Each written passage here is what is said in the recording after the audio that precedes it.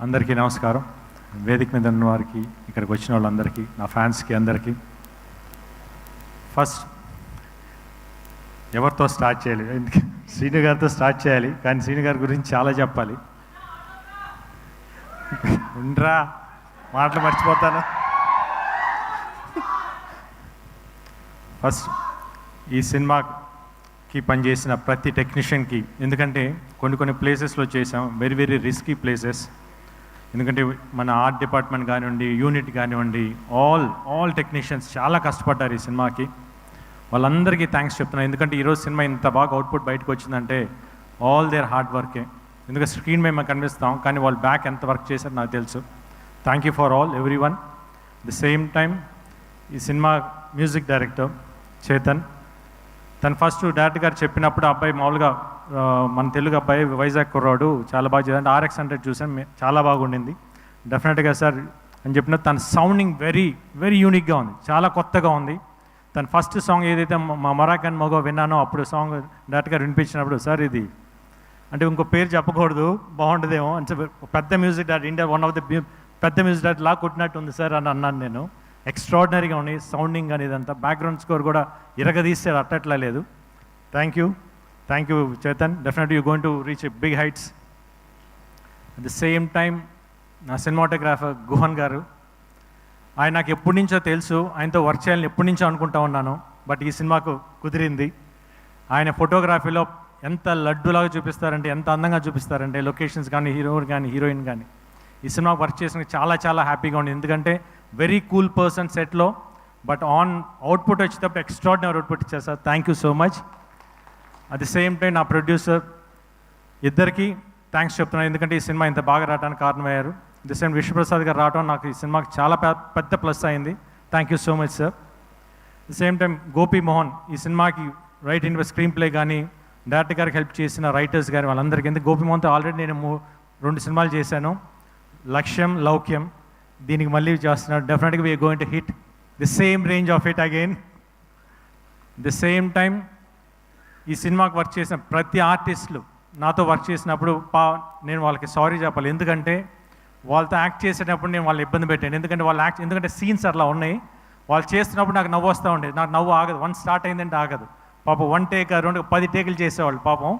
But వాళ్ళు తిట్టుకున్నా కూడా నేను చేయలేను, ఎందుకంటే నాకు నవ్వు వస్తాను. ఎందుకంటే సీన్స్ అంత బాగా వచ్చినాయి, ఎక్స్ట్రాడినరీ. ఎందుకంటే సెట్లో నవ్వుకుంటూనే ఉన్నాం ప్రతి సీన్ చేసేటప్పుడు.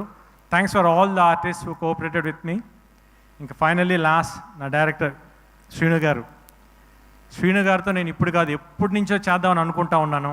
బట్ 2-3 ఇయర్స్ బ్యాక్ కుదిరింది. ఫస్ట్ ఒక ఫంక్షన్లో కలిసాం, అప్పుడు అడిగాను డెఫినెట్గా మళ్ళీ చేద్దాం సార్ అని చెప్పేసి అని. తప్పకుండా చేద్దాం గోపి అని చెప్పేసి అన్నారు. అప్పటి నుంచి జర్నీ స్టార్ట్ అయింది. దాని తర్వాత శ్రీను గారితో కూర్చున్నప్పుడు ఫస్ట్ ఒక 2 లైన్లు చెప్పినప్పుడు, సార్ మీ పాయింట్స్ బాగున్నాయి, కాకపోతే ఇది నాకు సెట్ అవ్వేమో, కొంచెం న్యూ కమర్స్కి అయితే బాగుంటుంది అని అన్నాను. ఎందుకంటే I don't want to lose this opportunity to work with him. ఎందుకంటే శ్రీను గారితో వర్క్ చేయాలని నాకు అంత ఆశ ఉండింది. దాంతో ఈ పాయింట్ చెప్పింది, ఆ పాయింట్ బాగుంది sir, okay sir, ready, we'll go head అన్నా. లేదు గోపి, నా వర్క్ ఇప్పుడే స్టార్ట్ అయింది, ఎందుకంటే నా దగ్గర నుంచి ఎక్స్పెక్ట్ చేసేది మళ్ళీ నేను ఇవ్వాలి అది అని చెప్పేసి కసిగా 7 months కూర్చొని, నేను మాకు 7 months గ్యాప్ గోపి అని చెప్పి మొత్తం పర్ఫెక్ట్ స్క్రిప్ట్ చేసుకొని వచ్చారు. చెప్పినప్పుడు నవ్వుతూనే ఉన్నాను చెప్పినప్పుడు. అట్ ది సేమ్ టైం ఆయనతో వర్క్ చేసేటప్పుడు ఎలా అనిపించిందంటే, నేను ఇంతకుముందు శ్రీను గారి సినిమాలు అన్నీ చూశాను. ఎప్పుడైతే ఆయనతో ట్రావెల్ చేశానో అప్పుడు అనిపించింది నాకు, యాజ్ ఇట్ ఈస్ ఈయన ట్రేడ్ మార్క్ ప్రతి ఆర్టిస్ట్లో కనిపిస్తుంది. నేను సెట్లో వెళ్ళిన 2 రోజులు నేను ఫస్ట్ కొంచెం కష్టంగా అనిపించిన తర్వాత ఆయన చేస్తుంటే ప్రతిసారి వచ్చి యాక్ట్ చేసి చూపిస్తారు, నేను నవ్వుకుంటే పక్కకి వెళ్ళిపోయేవాడిని. ఎందుకంటే అది అంటే నాకే నవ్వు వస్తుంది, అంత బాగుంది.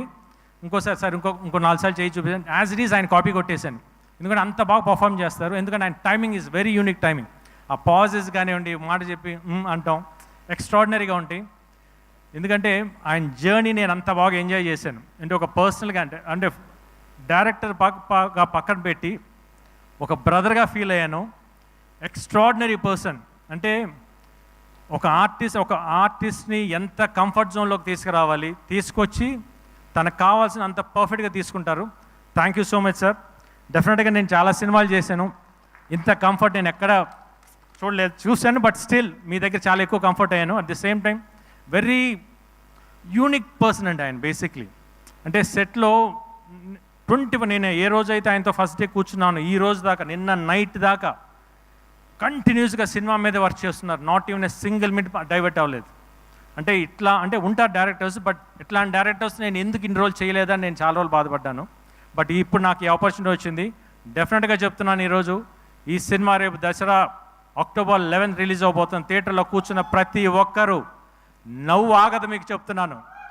యాక్షన్ కావండి, నవ్వు కానీ, కామెడీ ఎక్స్ట్రాడినరీగా వచ్చింది. You people are going to enjoy. One word I can say, Srinu Vaitla garu is back with a bang. Thank you so much. Thank you Gopichand garu, thank you so much. And